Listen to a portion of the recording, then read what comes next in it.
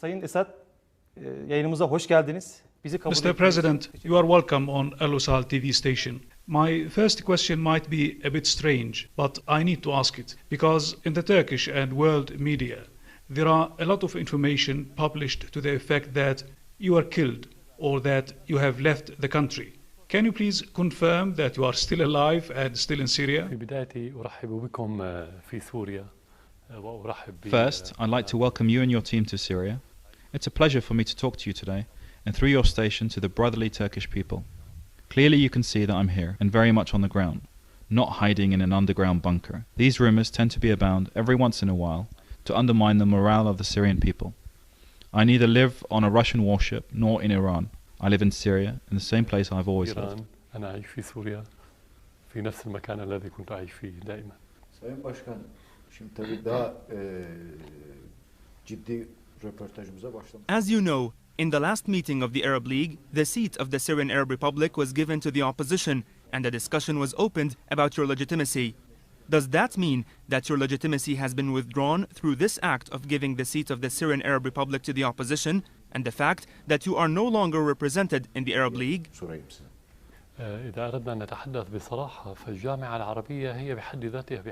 Frankly speaking, the Arab League itself lacks legitimacy. It's an organization which represents Arab states and not Arab peoples. It has lacked legitimacy for many years, due to the fact that these Arab states themselves and their different positions do not reflect the will and the interests of the Arab peoples. Even when we were part of the Arab League, we were aware of this. Therefore, this league is not in a position to give legitimacy or withdraw it. The step taken was more symbolic than anything else, to create an illusion of illegitimacy. Real legitimacy cannot be granted from either international organizations, officials outside your country, or from other states. The Syrian people alone have the authority to grant or withdraw legitimacy. If they withdraw it, then you become illegitimate. And similarly, if they give you their support, then you are a legitimate president. Everything else is meaningless shenanigans as far as we are concerned. There are decisions, measures and actions taken against your country by some Arab countries and in the Western world as well. On the other hand, the BRICS countries, which are observing the developments in Syria, have taken decisions different from those taken by the Arab countries and the Western country. How do you evaluate the activities, policies and decisions taken by the BRICS countries?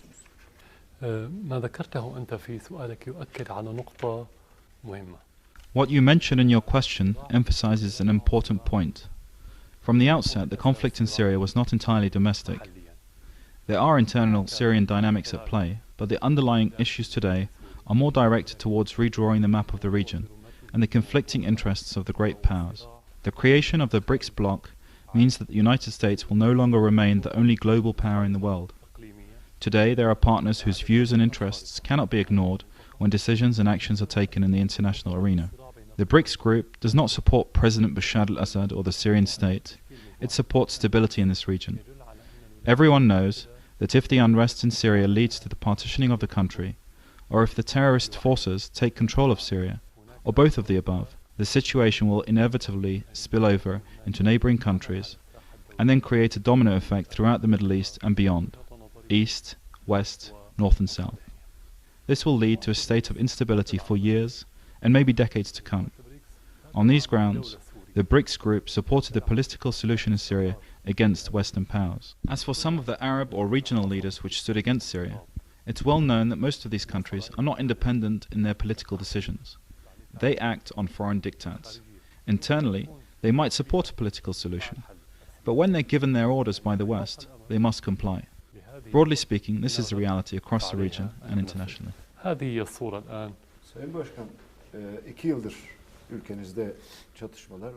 Mr. President, for the past 2 years, we have witnessed conflict in Syria, armed conflict inside Syria. This conflict is supported on the one hand by the United States, France, Turkey and some Gulf countries.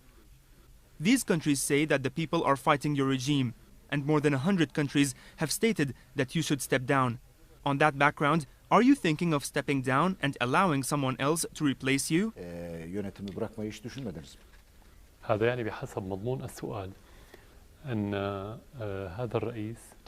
Your question implies that a large number of Western states and their allies, including Turkey and a number of Arab countries, are against this president. At the same time, you're implying that his people are also against him. So how does he still remain in office? How can Syria remain steadfast for 2 years?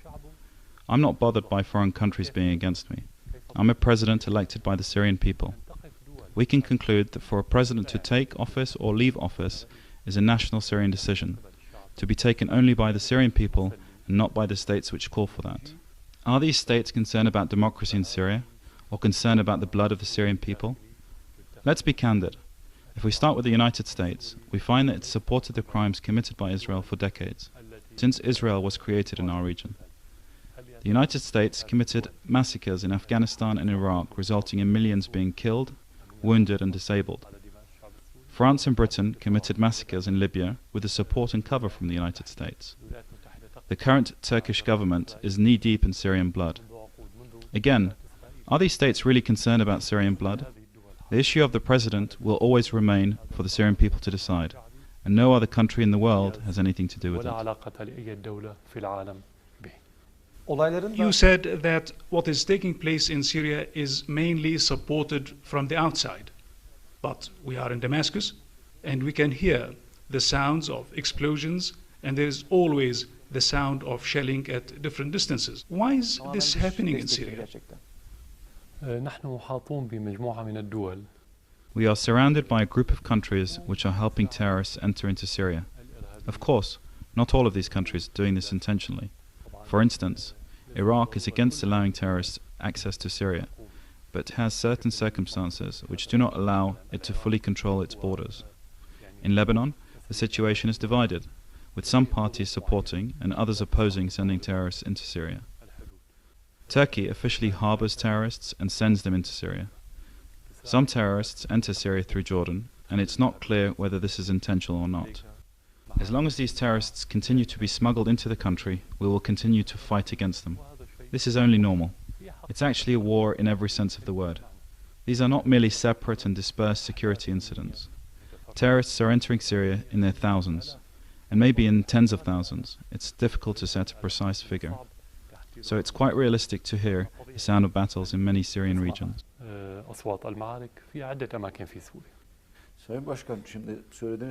Mr. President, you said that the Turkish government officially and publicly supports the terrorists and provides different kinds of assistance to those terrorist groups. But we know that quite recently you used to enjoy good and friendly relations with Erdogan and the Turkish government. What happened and pushed things to this situation? Maybe Erdogan saw in the events taking place in the Arab world an opportunity for him to prolong his political life. This man's mentality is that of the Muslim Brotherhood, and from our experience in Syria with the Muslim Brotherhood for over 30 years, they are a group of opportunists who use religion for their personal advantage. He saw that countries that witnessed revolutions, or coups d'etats, or foreign interventions, brought in groups belonging to the Muslim Brotherhood to power. So he saw in that a great opportunity for him to remain in power in different forms for many years to come. He turned against Syria because he saw a personal opportunity to remain in power. In the beginning, he tried to interfere in internal Syrian affairs.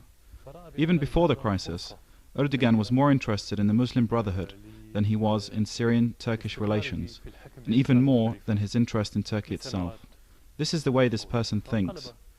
When these circumstances occurred, he decided to stand by his personal interests and put them before Syrian-Turkish interests. As I said, he tried to interfere in Syrian internal affairs, and later, this Turkish government started to support the terrorists publicly in Syria. They have become deeply involved in the bloodshed in Syria. It's only realistic in this situation for relations to be severed between us.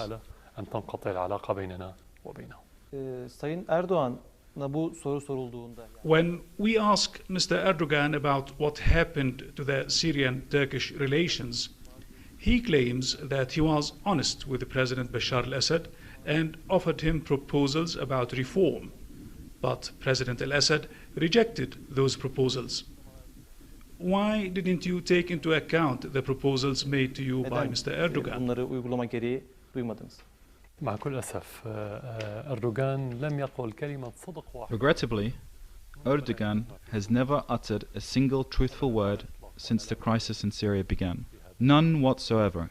I'm not exaggerating. The proposals he put forward were very general, to the effect that Syrian people should decide who should be president and what type of political system should govern them. I had previously spoken about these proposals in much more depth in many of my addresses. We're currently in the midst of preparing for a national dialogue in which all of the political groups in Syria will meet and decide on the best way forward. No matter how important Erdogan's proposals, they will not be more important than what the Syrian people want. Can there be anything more important than this? Whatever the Syrian people decide will be implemented. There is, however, a simple question that we should ask. If Erdogan claims that he put forward proposals to solve the problems in Syria, then what's the relationship between those proposals and supporting the armed groups? Today, Erdogan is recruiting armed groups with Qatari financing, providing them with weapons, medical equipment, and other logistical support on Turkish territory, and then sending them into Syria. Was this proposal part of those which he presented to me? Or were those proposals a mere facade which he used in order to reach his objectives? He knows that we supported dialogue from day one. We announced that we agreed to conduct a dialogue with all Syrian parties. When the first stage, which was often referred to as the peaceful stage, failed, they shifted gear and started to support the armed groups. Erdogan lies and uses those proposals as a mask. We accept advice from any party, but we do not, under any circumstances, accept intervention in internal Syrian affairs. It seems that Erdogan misunderstood our position. He understood that the brotherly relations between Syria and Turkey allowed him to interfere in internal Syrian affairs with the objective of overthrowing the Syrian state. But the situation was clear to me from the very early days. Sayın Başkan, Türkiye'de There are news stories in some media organs in Turkey to the effect that there are Turkish officers and security services personnel involved in the terrorist acts and helped the terrorist organizations, that they entered the Syrian territories and they were involved in direct activities in support of these terrorist organizations. Some media say that Syria will respond in kind against Turkey as long as Turkey is involved to this degree in these operations. What do you say to all these claims? gruplara ev sahipliği yapmasına karşı. As I said, the present Turkish government is directly contributing to the killing of the Syrian people. Some people expect Syria to retaliate, but we will not do it. Firstly, we are against crime, and therefore we reject criminal acts. Secondly, we believe the Turkish people are a brotherly people. Thirdly, this is what Erdogan wants. He wants to create a conflict between the peoples of Syria and Turkey in order for him to get popular support for his policies and restore some of his popularity. We will not fall into this trap for both considerations of principle and because our interests lie with the Turkish people. A conflict between our two peoples will not be in the interests of either Turkey or Syria. It will only make things more complicated. What we have done in the past 10 to 12 years since President Caesar visited Syria in 2000 was to annihilate the bad history between Arabs and the Turks. Now, Erdogan is trying to jeopardize this. We will not commit any act against the Turkish people. As for the Turkish intelligence services, up until this point, we have not captured any members of the Turkish intelligence services or the Turkish army. This does not mean that they are not involved. The intelligence services are providing support from outside Syria. They provide all the training, the equipment, the communications, and other forms of political and media support as required. From the confessions of many terrorists, we know that there are individuals in Turkey who are involved. But the basic principle of this involvement lies in the policy adopted by the current Turkish government. The fact that there is no intelligence personnel on the ground does not mean that they are not involved.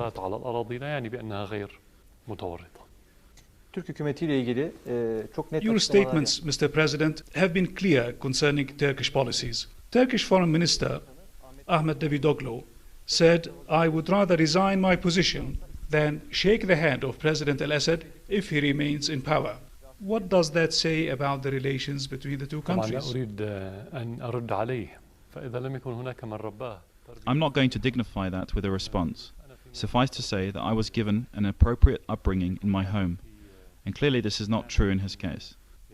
In the way he speaks, he does not embody the high moral standards of the Turkish people, which I witnessed all too clearly during my visits to Turkey.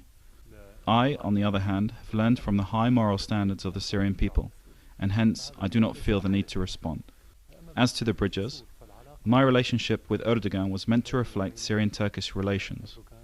But when the Prime Minister, his government, and members of his government are involved in the bloodshed in Syria, these bridges have no place, neither between us nor between them and the Syrian people, who have no respect for them at all. السوري الذي لا يحترمهم على الإطلاق. Sayın Başkan, son gelişmelerden birisi. As you might have noticed, when President Barack Obama was in Israel, suddenly Prime Minister Netanyahu said that he apologized to Turkey concerning what happened on the Marmara ship.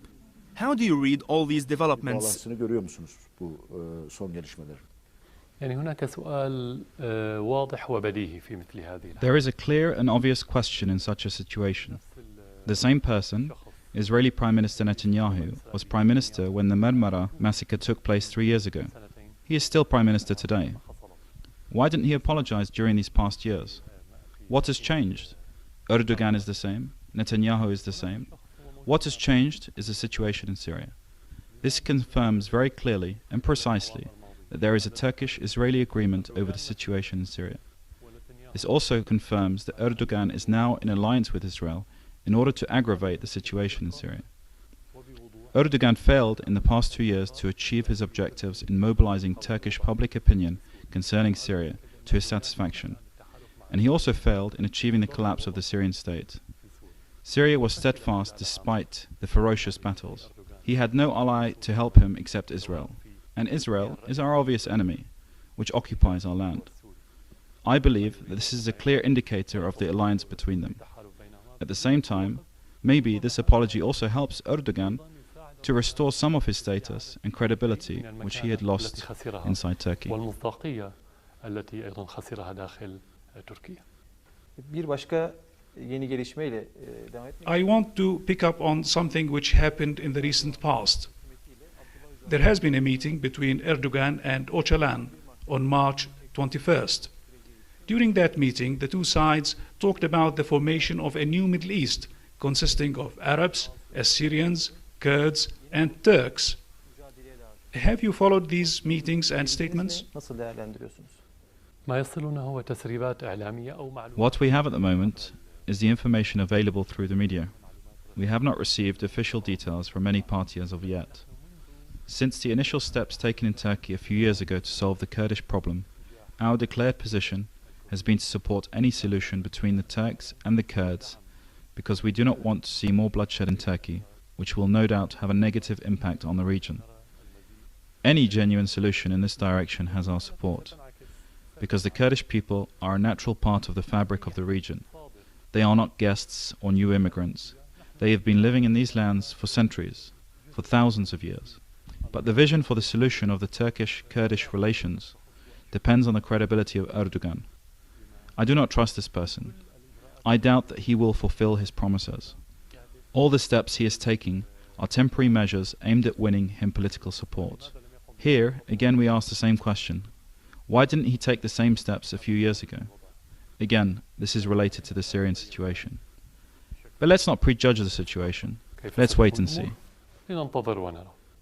Bölgesel çözüm derken biraz açabilir misiniz? Nasıl bir... You said that finding a solution to the Kurdish problem is one of the important issues for the region. Can we hear from Your Excellency a broader vision about how we can solve this issue? derken neye kastediyorsunuz? علينا أن نركز أن القومية. We need to be clear. Nationalism is different from ethnicity. We live in a mixed region. The fact that you're Turkish doesn't mean that you can't be Kurdish or Armenian or Arab in origin, with your own culture and language. This is the situation in Turkey, as well as in Syria. When I say Arab, it's not necessarily linked to an Arab ethnicity or race. Both nationalisms, Turkish and Arab, exemplify highly civilized and all-encompassing nationalistic models that are meant to be inclusive of everybody. The problem with this concept in the past was perhaps that the adopted mentality was one of rejecting and eliminating other cultures. I believe that the most beautiful aspect of this region is its diversity, and the most dangerous aspect is for us not to see this diversity as enriching and empowering. When we regard it as a weakness, we invite foreign forces to play us against each other and create conflicts. This was the case at the beginning of the last century, when the conflict started between the Arabs and the Turks during the final days of the Ottoman Empire. Many of the Arab nationalistic groups wanted Arab nationalism within the Ottoman Empire. However, things moved towards conflict as a result of mistakes made by both the Turks and the Arabs, as well as the result of intervention from foreign players. That's why we need to look at the situation today in the same way. We are made from the same fabric, weaved from many different colors.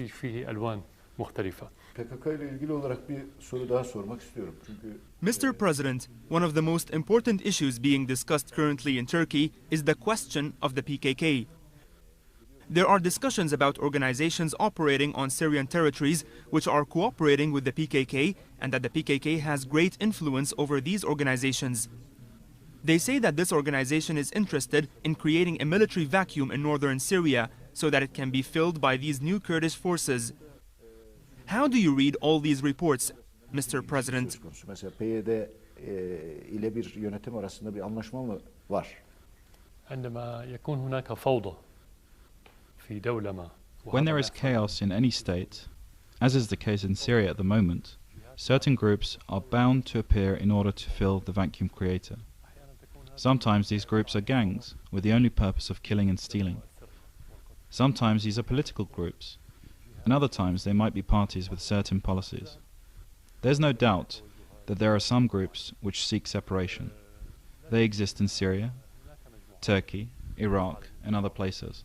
But we cannot generalize this situation to include all Kurds based on the agenda of small groups. Most Kurds are patriotic people who want to live in Syria, so the emergence of certain cases should not lead us to generalize the situation, or even to assume that things are moving towards separation.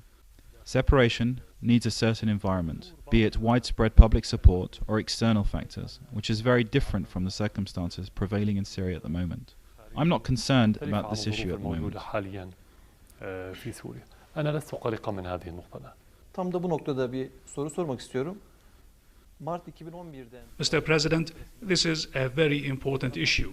Since the beginning of the events in Syria, certain parties and research centers started to talk about a new project involving the separation of northern Syria, northern Iraq, and southeastern Turkey, and separating these regions from their central states.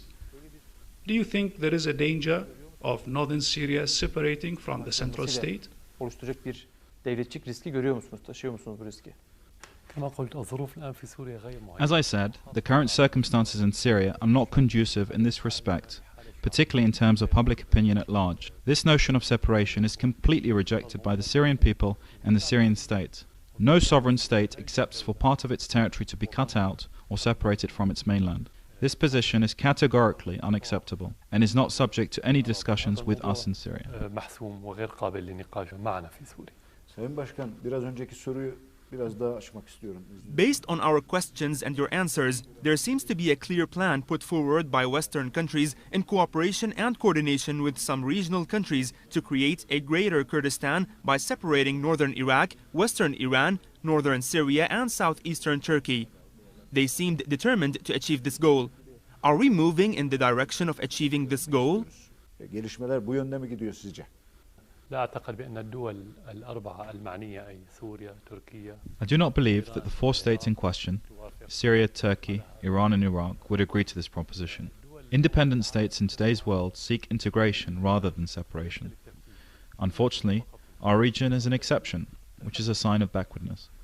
Today, large countries come together, the BRICS being an example. States seek to come together and form larger blocs because this is a requirement in the age we live in. So why would we go in the opposite direction in our region and seek fragmentation? What is there to prevent people who belong to different nationalities, ethnicities, religions and sects to live with each other? Therefore, if we accept the notion of separation, then this means we have to live with the consequences, namely fragmentation into small mini-states based on ethnicities and sects in an area that's extremely rich in its diversity. This creates a dangerous situation that would precipitate wars in the future. This is why I don't think that this is a sound proposition. Every one of these four concerned states should do its utmost to make sure all its people feel that they are first-class citizens with equal stakes in their state. This solution is therefore clear and simple. On the other hand, When a citizen feels he is second or third class, he is bound to think of separation or even act against his own state. أو أحيانا بالعمل ضد وطنه من الداخل. Daha önce basına yansıyan açıklamalar... Mr. President, you used to have an interesting project. You talked about the political and economic unification of the 5 seas and the countries lying among these seas. How can we benefit from such a project? Can you please explain that to the Turkish audience? Bunun koşulları var mı? Nasıl hayata geçirilecek bu proje? هذا ما كنت أقصد به بأن الآن بهذا العصر. This is what I meant when I said that in this age we need to unify. This doesn't mean becoming a single state in the same way that old states existed in the past, in large extended empires. Today we can unify through our interests at least. For instance, we can build railways, different forms of land transport, gas, oil, electricity, and all forms of energy, hence creating networks between our countries in this extremely strategic region of the world which lies between the 5 seas. This in itself will bring a lot of investment into the region, creating a great deal of prosperity and making these states and their people strong enough to face any foreign intervention. This vision needs will and independent decision-making, especially since many Western states have no interest in the creation of such projects in the Middle East. This also needs security and stability. I don't believe that the right conditions exist now for such a project, because there are many problems in Syria, in Lebanon, unrest in Iraq, most of which are a result of Western intervention. There is a government in Turkey which I do not consider to be independent or to have such a vision, and Turkey is essential for this project due to its strategic position. This doesn't mean that we should cancel this project. It should remain in our minds, but the future of this region depends on grand projects like this. If we each remain confined within our national borders, we will be considered small on a global scale, even large countries such as Turkey and Iran. We cannot be powerful unless we create such strategic trans-border projects. الاستراتيجية العابرة للحدود. Sayın Başkan, şimdi bu biraz önceki soruya verdiğiniz... Mr. President, based on your answer to my question, I want to move to another issue which is related to a sectarian war. There seems to be a Sunni-Shiite war going on in the region, and many people are talking about this. Do you see these conflicts as sectarian by nature? Sizin görüş açınızdan nedir? هذا الموضوع بدأ طرحه في عام 1979 على خلفية. This issue was first raised in 1979 on the backdrop of the Iranian Revolution, which removed one of America's most important allies in the region. The only solution was to portray that revolution as a Shiite revolution, and the other sects should oppose it. On those grounds, the Iraq War against Iran was invented and supported by some Gulf countries. A short while later, the Muslim Brotherhoods in Syria were used for the same objective, in order to create sectarian strife. They failed in the first and the second attempt. Now, 3 decades later, there's no other choice but to create sectarian strife within these countries.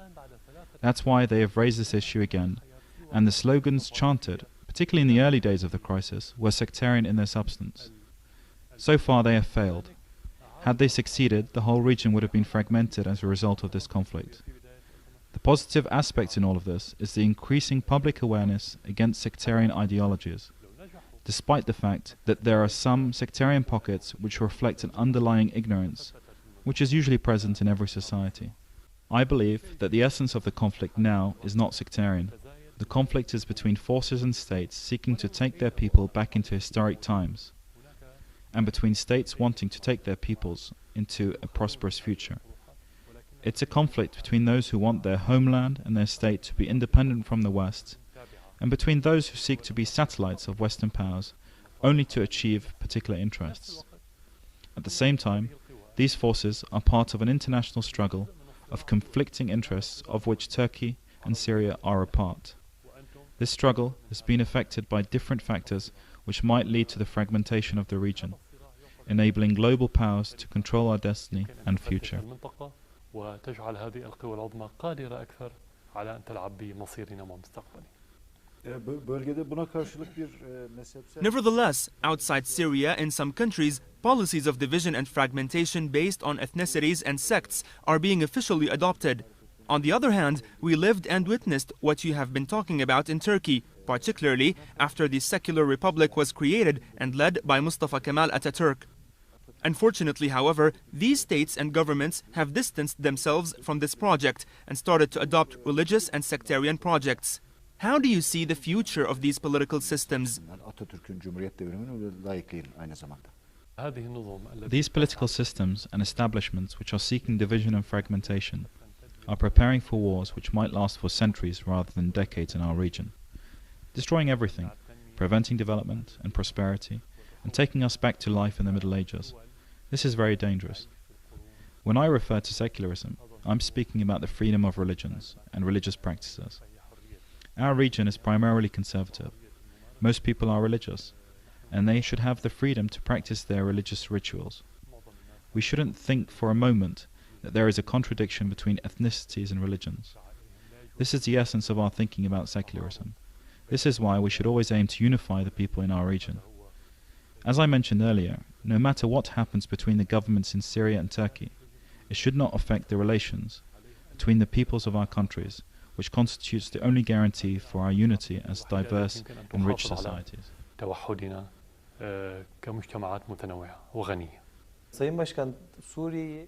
Mr. President, do you follow closely the developments in Turkey?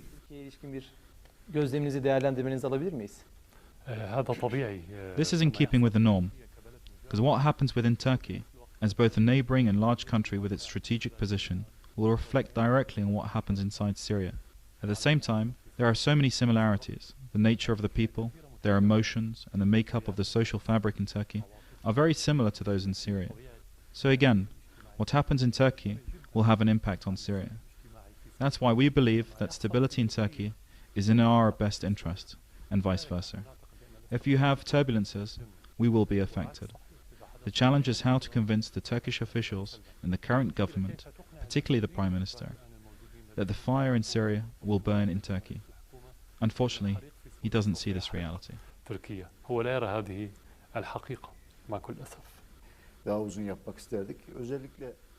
Concerning dialogue with the opposition, you called for a political solution and for direct dialogue with the opposition. Are there red lines for this dialogue? Bu konuda kırmızı çizgileriniz nedir? Onu tekrar sizden duymak isteriz. The red lines are foreign intervention. Any dialogue should be a Syrian dialogue only. No foreign intervention is allowed in this dialogue. Other than this, there are no red lines. Syrian citizens can discuss anything they want, because Syria is the homeland for all Syrians, and they can discuss anything they want. There are no red lines. In the framework of a sectarian conflict, there are claims which appear on TV stations and some other media outlets to the effect that Syria is ruled by a dictatorial Alawite regime whose only objective is to eliminate the Sunnah. And even the assassination of Muhammad Said Ramadan al-Bouti comes within this effect. What is your response to such claims? Gerçek durum, yani Suriye'de bir dinler mezhepler savaşı mı yaşanıyor?